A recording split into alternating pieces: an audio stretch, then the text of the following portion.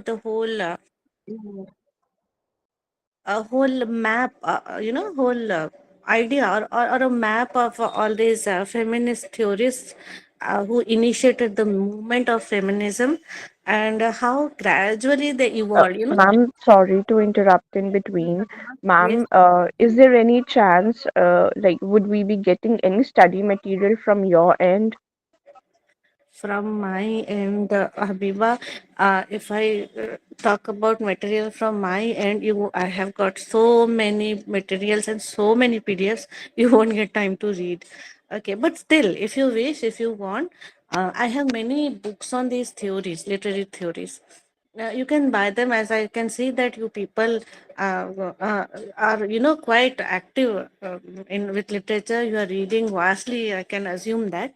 If you want some extra materials from me, or some PDFs that I get, presently there are restrictions in many websites. You cannot go like that, presently, because of these frauds. Otherwise, many websites were open where easily we could download nice books free of cost. But anyway, Ma'am, because as far as IGNOU study material is concerned, I am not able to make sense out of it. It is very confusing. no, no, no, no, Habiba. That is, actually, that is given in a very easy terms. And it has been simplified for you. But the thing is, they have explained things very broadly. Okay. It is so broad that actually you cannot find the gist. Maybe that difficulty you must be finding, because nowadays we are always fond of reading gists and summaries. So maybe you might be feeling difficult as it is explained very broadly. But honestly speaking, when I read your materials, I find it very easy to grasp. Okay, and it is very easy for me to explain if I go through your material, not only in your class but also in my other regular classes. Easy for me, because they give lots and lots of wide ideas with lots of explanations. Okay, so anyway, if you need a certain extra uh, PDF or reading material or some links from me, then just drop. You have this email ID maybe, so you can just mail me that you need some PDFs. I'll mail you back Ma'am, with could you please share your mail ID? I don't know if I can share, if your IGNOU center allows this or not. I do not know, but if it allows me, I'll share with you my email ID, so that you can keep contact, or you can ask me to share materials, whatever. You just get some information from your study center, and I'll be free to give you my email ID. Now, should we start with our feminist? Not start, but yeah, we are going to continue with whatever we started yesterday. We started with, tell me what? We started with Mary Wollstonecraft. Then do you know Mary Wollstonecraft is the mother of Mary Shelley? Mary Shelley is the writer of Frankenstein, one of the best horror novels. She was one of the initiators of horror novels from England. Okay, Mary Wollstonecraft is her mother, and Mary Shelley is the daughter. She got married to P.B. Shelley. Okay, see how they are connected. Anyway, so we got through that. Then first I had introduced the feminist theory with you. Then I explained how the contribution of Mary Wollstonecraft from vindication on the rights of women. We did that, and then it was followed by Virginia Woolf. Virginia Woolf spoke about rooms of one's own. So she started to make a claim that you should have some personal space also on your own, so that you can make your intellectual ponderings yourselves when you're alone in your room. Men actually in those days, they had their own libraries, they had their own study. Women did not have such privileges. Okay, so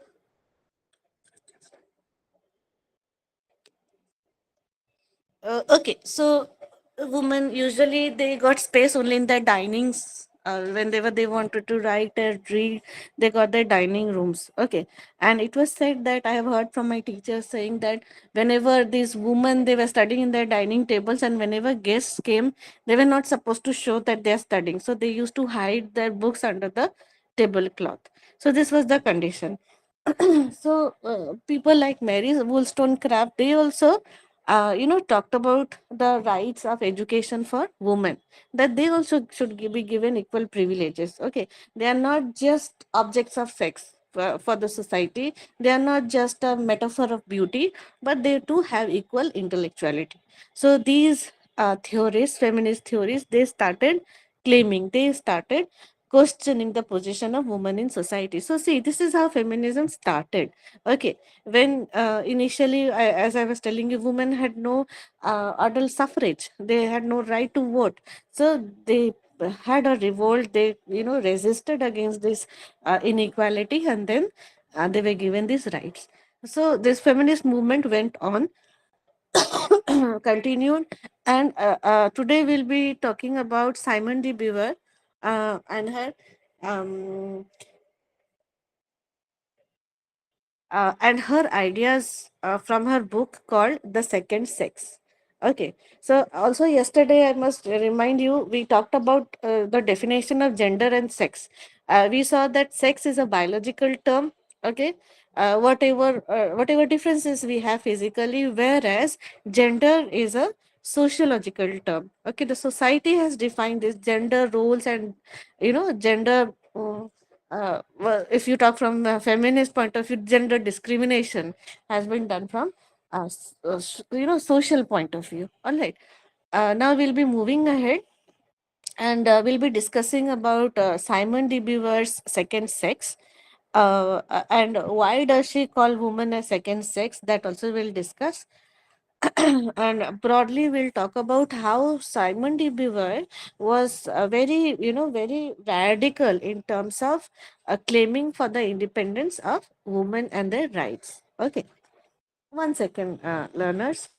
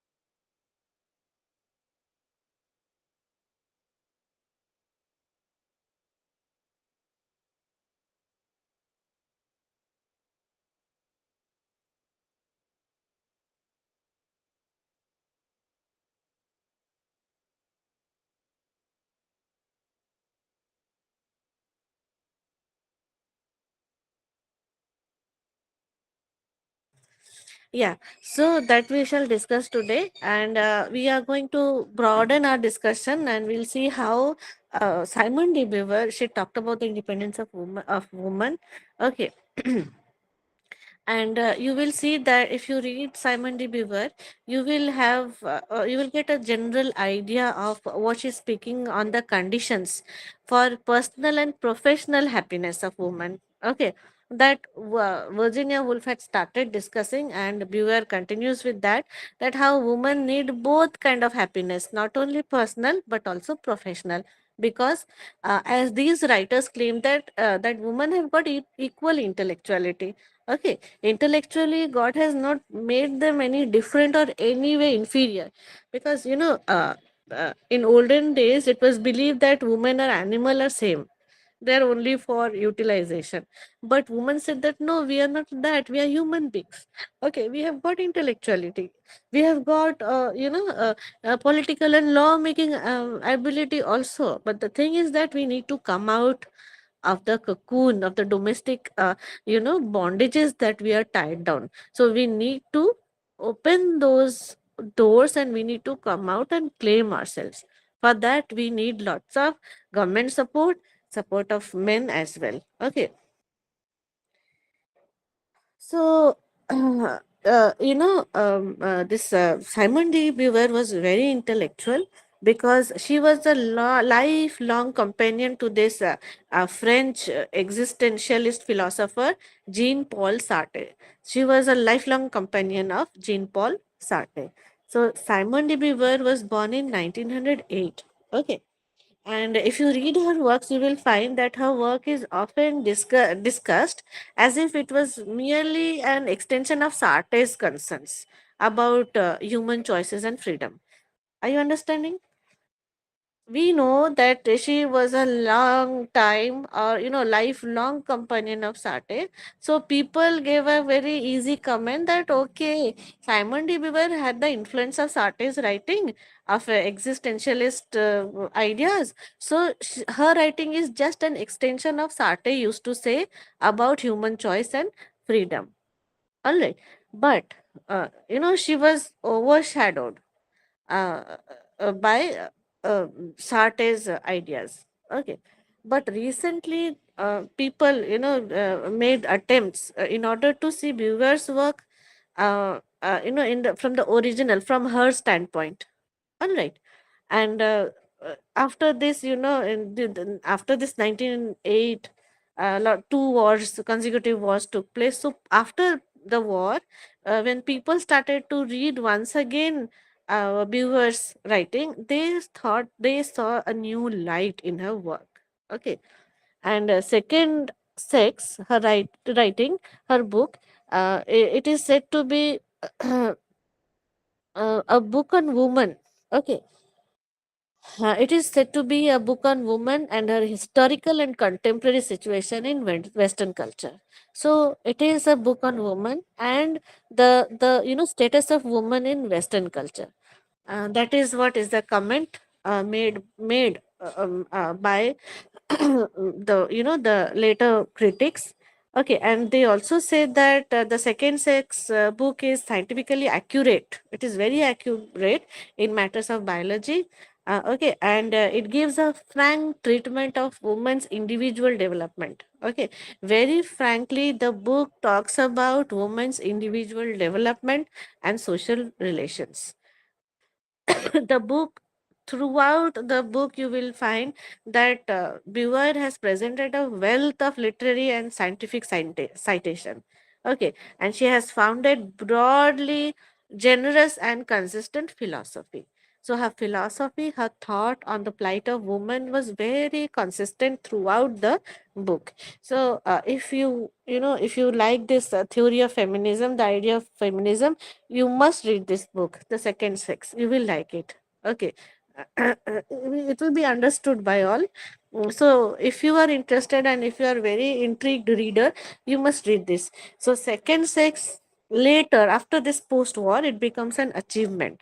So, what was initially thought to be just an imitation of Sartre's work, post war, it looked with a lot of respect for its individuality and for its claim for women's right. Okay, so this book Second Sex was written in 1949. It was published in 1949. You can, if you see the timeline, you will see that it was towards the end of Second World War. Second World War started in 1939 and it ended in 1945, and this was written in 49. So 4 years after the Second World War. So the Second Sex actually is expressing the concern of that age, of that particular age. Okay, where many continents were war torn. Okay. So, as a result of that period, after the war, it was marked that there was a decline, as I was telling you. After World War II, there was a decline of Eurocentrism. Previously, the whole world thought that Europe is the superpower. Okay, but now when they lost Second World War, I was discussing in my previous class also. After they lost the Second World War, and now people understood that Europe is no more the center of the world, whereas countries like USSR and countries like America, continents like America, now they are rising in their power. Okay. So along with this, there was the dismantling of the empire also. The whole empire got dismantled because they lost the war. So those the war effort that was going on before the war or during the war, it revealed to the colonies that their own strength in nationalism was weakening. Okay, they were weakening as colonizers. Now they had become too proud of themselves. Okay, and they had become too what you shall say, too self-centered, too materialistic. Okay, too selfish. So their feeling of nationalism had fallen during those days, which is why they lost the world war. So it was the belief according to the Western people.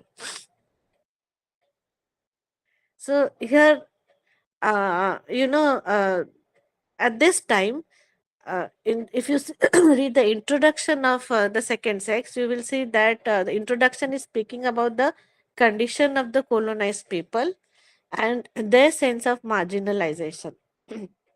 So now these Western people slowly they understood the condition of the colonized people and how they felt when they were so badly marginalized by the Western counterparts. So when these theories, when they compared these colonized to the group of women, okay, they found equality. Try to understand this. Slowly, when East India Company was getting dismantled due to the loss in Second World War, due to the defeat in Second World War. Okay, these sensitive theorists, okay, from the West, they saw that how colonized people were treated by their own men. So these women, particularly, when they try to make a parallel study between the colonized people with that of their women, no, their woman means European woman, they found a lot of similarity because, like the colonized people of the third world country, were equally oppressed like the women of the European countries. They were treated in the same manner. So these women understood the plight of the colonized people. So this woman took it inwardly. Okay, and they compared themselves to the colonized people. Okay, and they found a lot of similarity, and which is why they got a lot of uh, compassion, a sense of solidarity towards the colonized people. Now, what you found that this Eurocentric belief was lost. I think you understand what is Eurocentric. Euro means Europe, centric means centered. So the whole world believed in the centeredness of Europe because prior to the America getting victorious in World War II, people thought that this Britain, Great Britain, is the superpower. But immediately after Second World War, people no more looked at Britain as the superpower. So there was a decline in Eurocentric belief. Okay, so there was a decline in Eurocentric might and belief. This was added by a fall of faith in their thought also, which means that if they considered themselves superior, the whole world saw them as superior because they had conquered, as I was telling you in my previous classes, that they had conquered the whole world. Okay, so with the decline of their might and power, now people also started to lose faith in their power and intellectuality. So here the introduction in of second sex begins here with the discussion on the dismantling of Eurocentric schools of philosophy. Okay, and also they started to to discuss about the founding fathers of the church in Europe. So slowly they were losing belief from Eurocentric thoughts and philosophies. So in this case, sense of inadequacy of European thought was, settling after the war.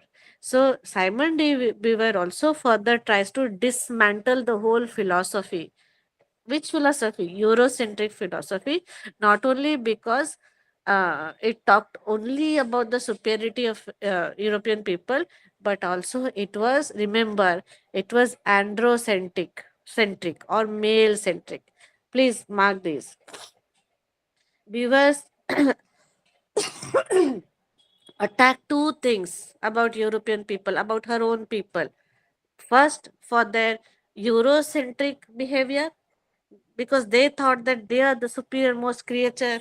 Okay, they are the most gifted creature, they are the blessed ones. Okay, so first of all, she attacked those ideas which prevailed among which was related to Eurocentric thoughts.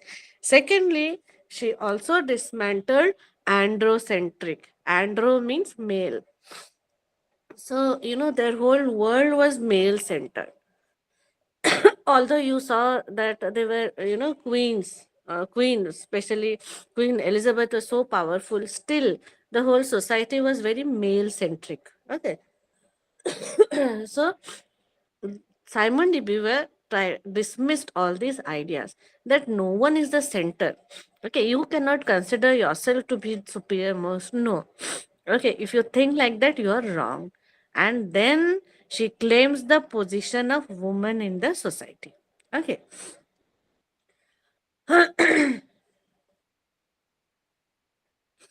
Now, what did she discuss about women in the second sex? That I'm telling you. Uh, the pattern of employment of women during those days was very different. Okay, because those belonging to the poor class, their women were working, and that too as unskilled laborer. Okay, and there were no officer type job for women. So this, after the World War II also, this was the pattern of employment for women. So after World War II, during World War II, maybe women had stopped, but immediately after World War II, women once again entered the workforce. Okay, at all levels, because after World War II, see, mark this, I'm only talking about Europe, and mainly particularly about Britain. Okay, so for Britain, their economy had completely fallen post World War. Okay, so after this World War, um, uh, when economic condition was very bad, women now started to go out and work in order to maintain the economic production. So women started the workforce, but at the same time, you will find two kinds of women continue to be unusual. There were no professional or there were no business women at that time. Okay. What I mean is there were no skilled workers in terms of women professionals. There were only unskilled or labor class women who were working. So there were no professionals or business women like we have today. So these were the only two categories of women who were empowered to choose their happiness and destiny, because they had both income and they had the training to manage money and their lives. So they were capable to manage their money and their lives, which is why they were the happy group of women. Although they were not skilled, remember this, they were not skilled, but they had the ability to earn money and lead their lives their own way. So they were the happy lot. Okay, so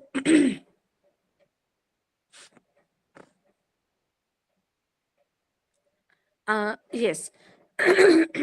So there were no other class of women, only this class of women were there. Okay, so lot of statistics was counted during those days, and mainly people like Virginia Woolf and Simon de Beauvoir, they started to see the workforce, okay, in terms of women's right. And surprisingly, they found that there were no skilled workers. So these writers, they claimed, okay, for the access to higher education for women, and also they claimed for the, as I was telling you earlier, for the right to vote. Okay, so when these two happened, access to higher education and the right to vote, when it was passed by that time, it gave a lot of empowerment to the ladies, at least after two generations. Okay, because it took time. No, it takes a lot of time to get yourself properly educated. So although it took time, but gradually, when these two, rights were allowed to women, it is quite ironical, but we have to use this word, this term, that they were allowed by the law. When the law passed in favor of women, the access to education and right to vote. So although it took two generations of time for women, but after that, women came out to the work area. They worked, okay, hand to hand with men on same level, okay, and they were treated gradually in terms of the ability to choose one's life. Okay, but that came later. Before that, you can see how much of struggle women had to do. So, uh, you know, um, so this, when you come to discuss about second sex, it was addressed very specifically to women and men also, who inherit directly through ethnicity or indirectly through their education. So, Western European tradition of thought that is primarily anti feminist. So, second sex came out as a response to the anti feminist ideas. Okay. So, when uh, you know, women got education directly or through their or using their rights, okay, initially that was not encouraged, that was considered to be anti-feminist. Okay, so many they put up many thoughts, many philosophies, many ideas. Okay, even they quoted from religion also that a woman should be abandoned from higher education or abandoned from a workforce. But whatever happened, okay, second sex addresses, it is addressing these constituencies. It is asking questions to these norms and dogmas set by the society at the moment of vulnerability, when its great tradition was struck by World War II, such disaster. Okay, so the second sex is actually showing the true image of the society, that you are already downtrodden. So do not try to push back women and go to further lower levels. Okay, so they gave a very practical approach to the woman's right, and in a sense, this whole constituency, at least one generation down the road, in terms of the development of feminism, since that of Virginia Woolf, it started to it started to empower women with education and the right to vote, and they also go out to work now.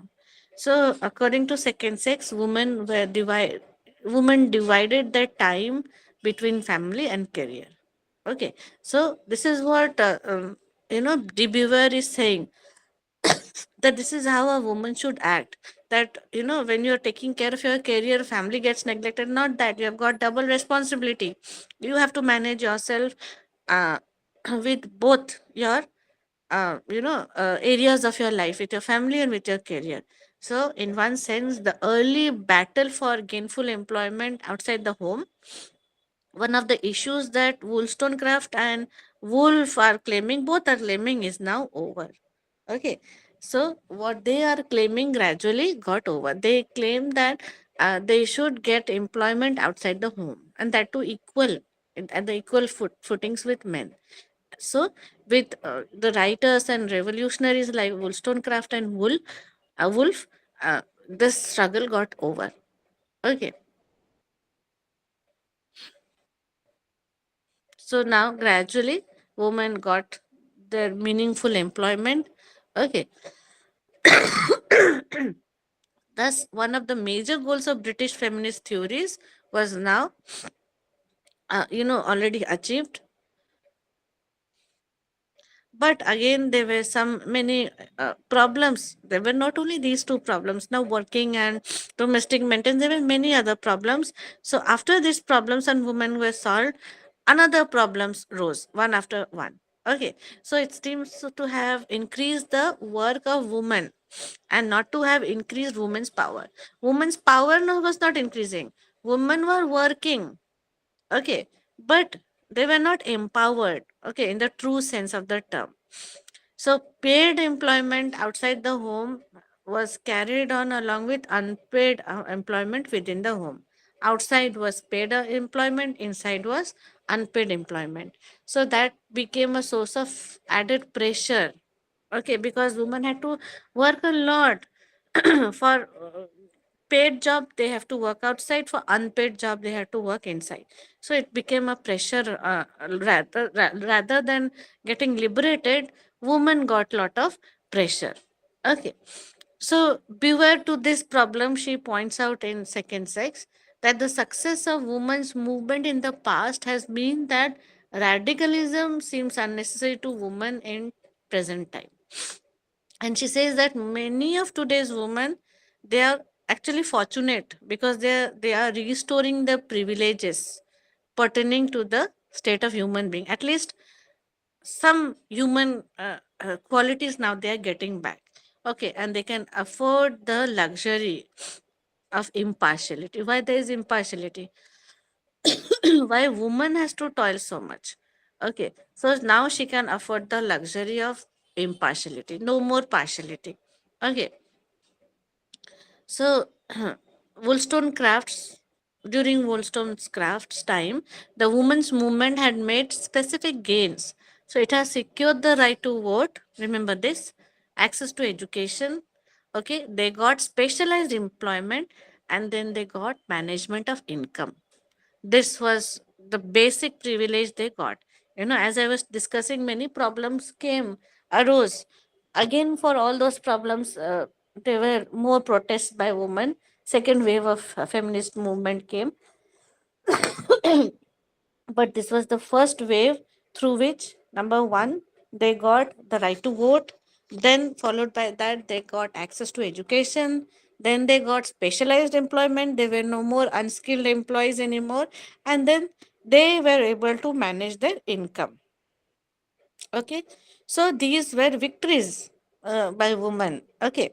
And in this view, through this point of view, Mary Wollstonecraft, sorry, Simon de Beauvoir, she sees certain more threats are coming. Okay, there are more problems of women which will be coming. So the second sex may be seen, as I think, as a means of combating these threats. Many threats will be coming, but through second sex, Simon de Beauvoir is saying that you have to be now alert because many more threats are yet to come and you will have to face it because you are not yet empowered. Okay. You are working means you're working, but you need many other things to have a rightful and equality in the society. It is not yet achieved. So she stopped saying that still a lot of struggles are at hand for the feminist theorists, feminist writers, for females, for individual females. Okay. So actually, she is making women prepared for certain further problems and issues. So this is a very important quotation by Beauvoir that she gives in her Second Sex. She says that humanity is male and man defines woman. Okay, see how men centric or androcentric society was there, which is questioned by Beauvoir. She's saying that humanity is male and man defines woman not in herself but as relative to him. Okay, woman has no identity of her own, but she is related to him. She is not regarded as an autonomous being. Okay, woman is simply what man decrees. Okay, man defines woman. That she is called the sex, but which is mean that she appeals essentially to the male as a sexual being. For him, she is sex, absolute sex, no less. She is defined and differentiated with reference to man and not he with reference to her. Okay, woman is defined by men. Men are never defined by woman.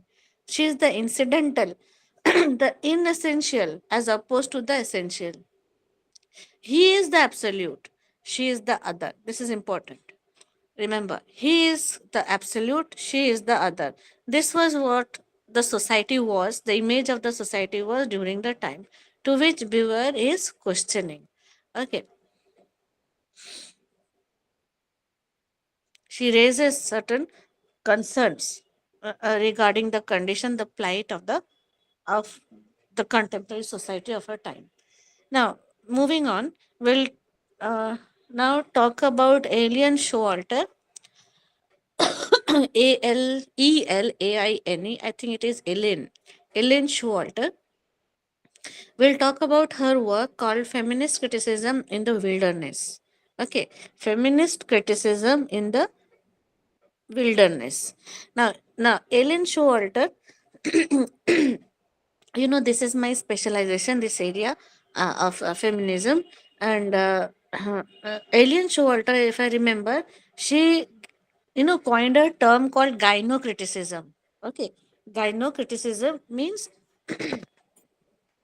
the critical work on on women's writing, that women are supposed to write for themselves, and women can also make a critical work for themselves as well. So that is what she termed as gynocriticism. So we will talk about Alien Showalter's essay, this particular essay called Feminine Criticism in the Wilderness. This was published in the year 1981. Okay, quite late, isn't it? And here actually she talks about the position of women teachers. Okay, teachers. Okay, women teachers and critics also, um, uh, which is related to the academy, to the literary area also. Okay, so here you will find certain conversation also, certain debates and dialogues between the different feminist theories. Now, Alien Showalter is an American theorist. Those Wolf and Simon de Beauvoir, those you read, they were English women. Now we come to the American context, because if you see the year 1981, this was the time when third wave of feminism came, when all the women from around the world, especially third world countries also, they stood up and they said that no, these are the Western concepts of feminism. Okay, because they are not colonized people, they are the colonizers, and they are the women of the colonizers. What about we? We are doubly subjugated.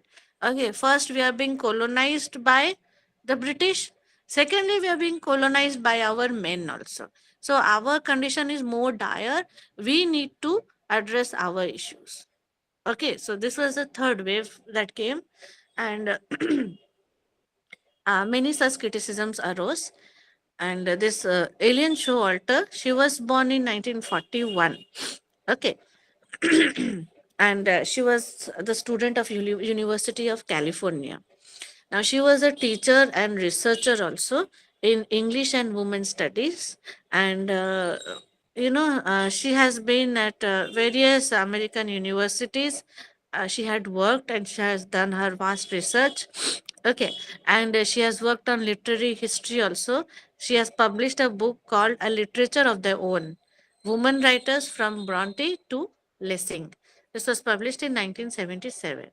And here she talks on the relationship between women's literature and the women's movement in the United States. She talks about her nation.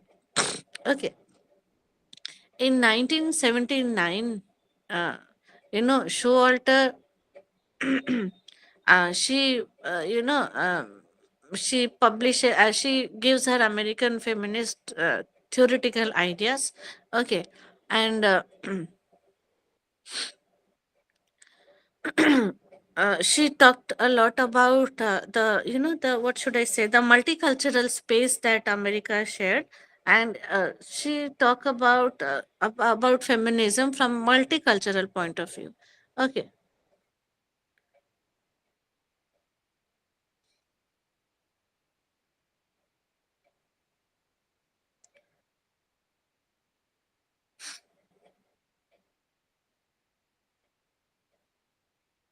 Now let us see what she's talking about uh, feminist criticism in the wilderness.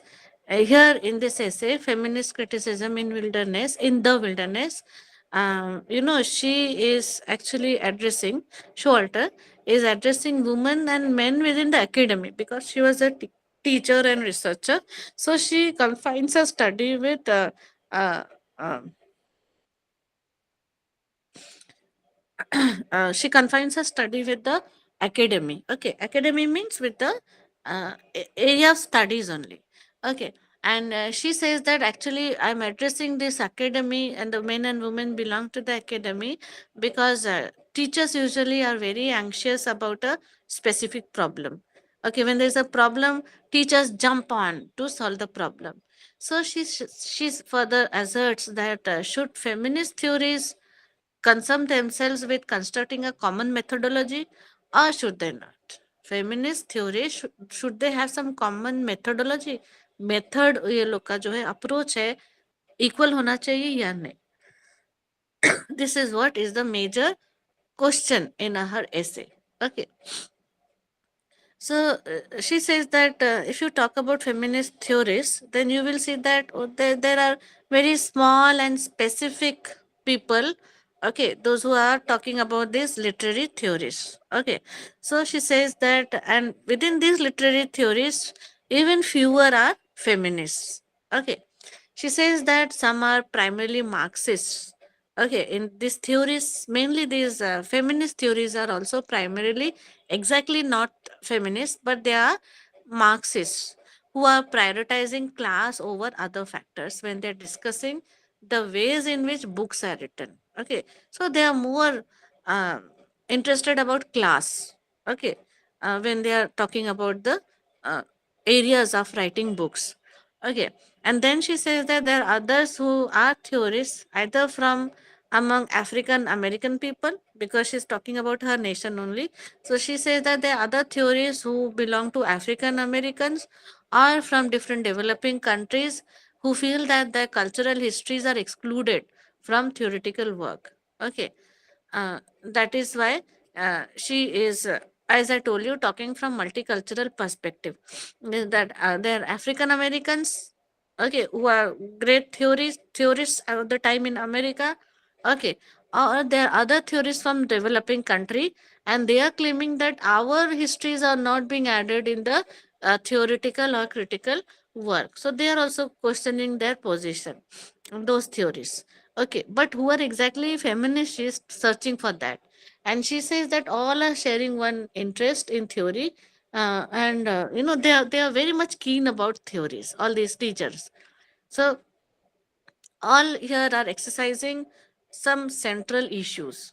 So in this area, she's questioning that should feminist theories continue to remain open ended, and should they refuse to commit themselves to any other structural framework? Okay, should they be only confined to feminist theories or not? This is the question. So she says that where is methodology? Okay, we have been writing so broadly, we have been theorizing so broadly. Where is the methodology for such kind of criticism, for such kind of theories? So, uh, you know, in this area, when there is no particular methodology, then if you see feminist theories, they are also broad. Okay, free interpretation is given here because there is no proper structuralization of theories. Okay, and it is getting vast and very broad, and for this she says that there's a disadvantage because the whole theory, the theoretical body remains unstructured. Okay, जिसको जो मर्जी है वो कुछ लिख रहे हैं. Okay, so there is no structure, there is no proper methodology. So in this huge uh, crowd of theories, feminist theories are getting marginalized. Okay, or they are made unimportant by people, by the people who are said to be more organized in critical theory. They are trying to marginalize feminist theories, according to Showalter. So she's saying that the alternate to this kind of mess, to this kind of confusion is you should have a method. Okay, if there is a method for particularly feminist theories, then okay, then you will get some preferences. This is the idea that she is giving. Okay, so in her essay, her thesis, her focal point is that Showalter is formulating more discursively in her essay, a famous essay toward a feminist poetics. She is trying to, give some formulas. She's trying to formulate. She's trying to structuralize the whole body of feminist theories. So Showalter here is arguing that there were essentially two kinds of feminist theory.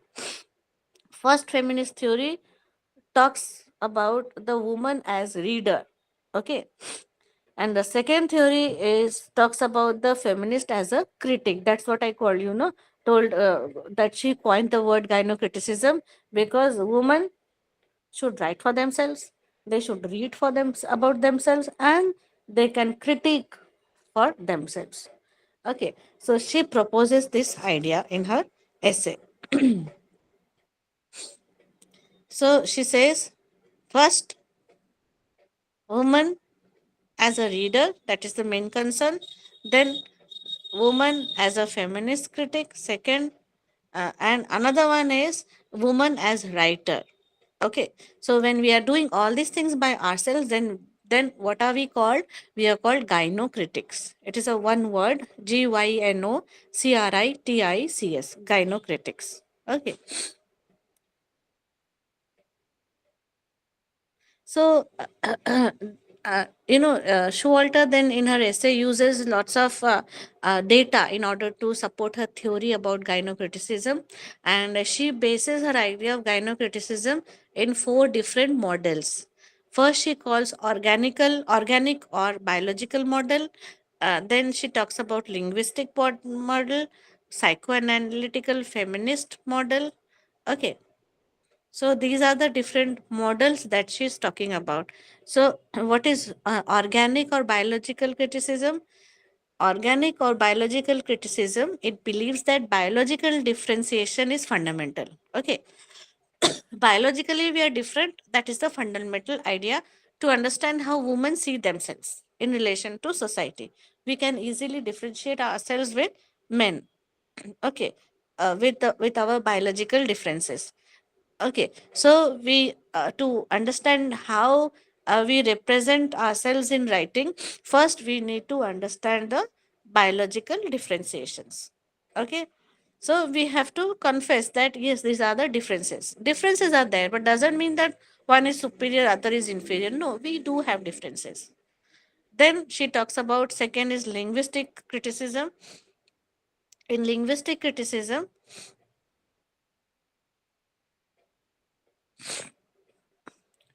she examines the possible differences in the ways women and men use language. Okay,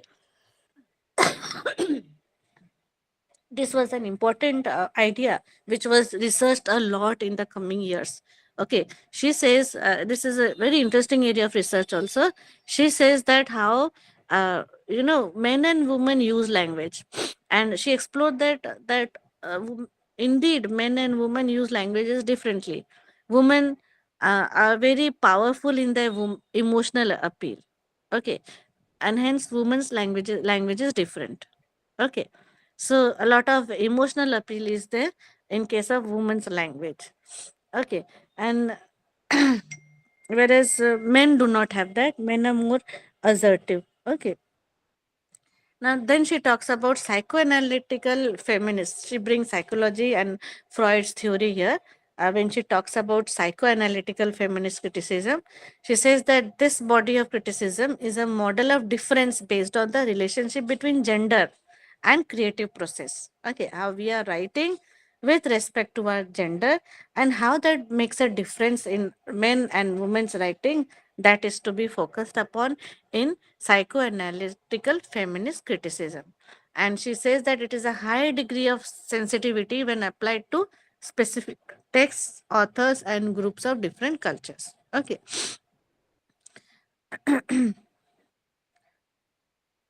Now, this was about Showalter and her ideas.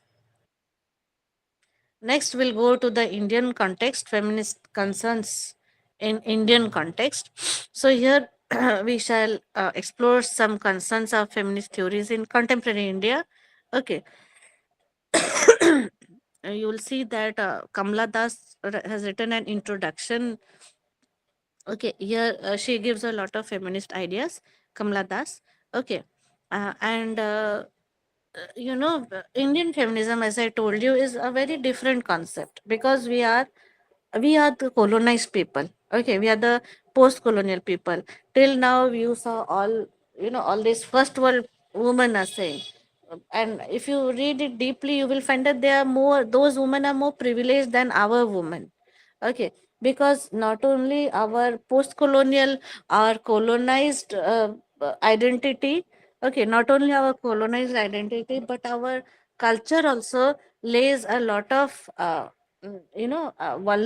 vulnerability towards women. We are more vulnerable than the Western counterparts in terms of being colonized, in terms of our culture. Now, if you talk about culture, you see that we have certain more cultural practices and rites and rituals that let women even more behind. Like sati pratha was there. Like till today, we are seeing so much of domestic violence and dowry that's taking place. So here you can see that woman's position is even more dire, more dark, more desperate than the Western counterpart. So we need our own work. We need our own body of thought. We need our own theory. We need our own writers to address all these dire issues. They cannot write for us. Okay, so there are certain feminist writers. If you read Gayatri Spivak Chakrabarti, can the subaltern speak her writing? Okay. So that was one of the initial works on feminism from Indian point of view. And here if you see Kamala Das also, as it is given in your material, Kamala Das also writes in her introduction on the rights of women. So Kamala Das was born in 1934. Okay, and she was a multilingual lady. I have read her autobiography in what was the name? I'm forgetting. In I think in Bengali it is Amar Me Bela. Okay. Well, my story. Yeah, right. Absolutely. A couple of months before only I had read. Thank you, sir. Um, my story. I read that couple of months before, and I'm forgetting the name. But I think the Bengali of it is Amar Me Bela. When she's talking about her girlhood in her autobiography. So there also you will see that being a brown woman, okay, and being brought up from Kerala, okay, how she talks about the position of women in the society. And also I think you have read my story, how she talks about you know the patriarchal role of the society, where she was ill treated by her husband, she was not properly loved as she wished. Okay, and she discusses that very broadly in my story. So we shall see more of that in your material. So Kamla Das, you can see that she is the representative of contemporary Indian feminist writings. Okay, and she claims to speak to post-independent generation. Actually, if you read her texts, or some poems are also there. If you read those feminist writings, then she's speaking to the people of post-independence era. Okay, maybe she did not belong to that whole post independent era, but she's talking mainly to the people after independence. And in that an introduction, you will find that she's very reflective of the gradual ebb and tide of Nehruvian India. She's more focused about Nehruvian India when Nehru was a prime minister. Okay, and she talks about the time uh, of 50.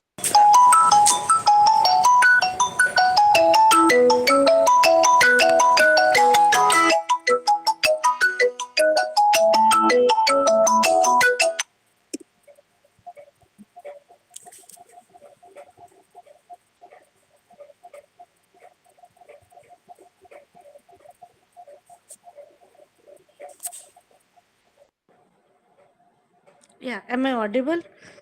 Something happened and I don't know. Am I audible? Dear listeners, let me know. Am I audible? Hello? Yes, audible. Yes, ma'am, Oh, clearly. okay, okay, okay. I couldn't know. what is happening in these online classes. Anyway, so she talks about about 15 years ahead of independence during a Nehruvian era, and she talks about the trauma of post independence also. Not trauma of independence, she's talking about the trauma of post independence. Okay. And she talks about the disenchantment and aloofness that she felt at that time. Okay. And because you can see, if you read if you have read that my story or any of her poems, you will find her very sensitive, very sentimental writer. Okay. Or maybe as a human being also, she was extremely profoundly sensitive in her nature. Okay. So she found this particular time very traumatic and disenchanted, that particular phase. And that particular phase, it allowed the poet to give a space. Okay. She got a space at that time. mm, okay. And within which she was able to analyze the political and literary consequences. Okay. The political and literary consequences of writing in English. Okay. So despite being multilingual herself, she found it, you know how to write. Okay. In what language to follow, because there was a traumatic condition. What should I opt for? If I love English, but during post independence also, they did not have lot of fondness towards English language. So she was in a constant dilemma at that time. So again, she had more confusions to think about. She thought, the problem arose behind her of writing outside political structure.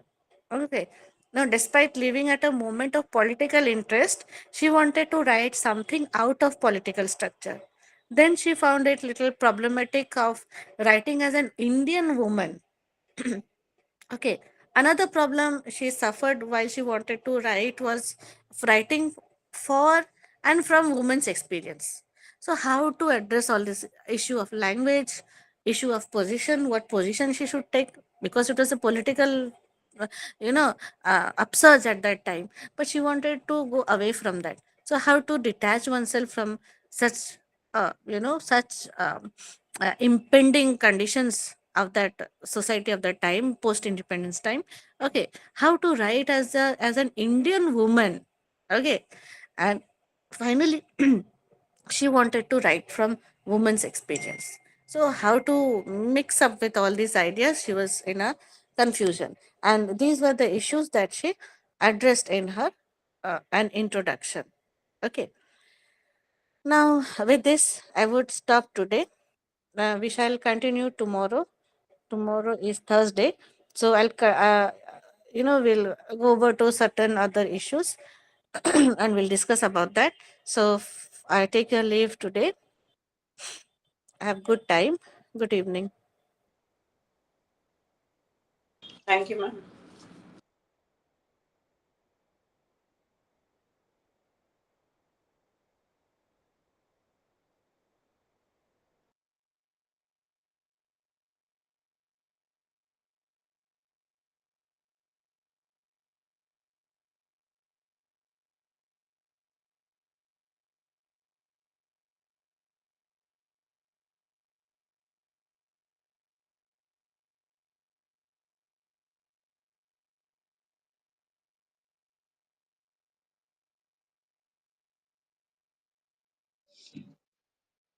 Good evening. Today, do we have anyone from MEG 8?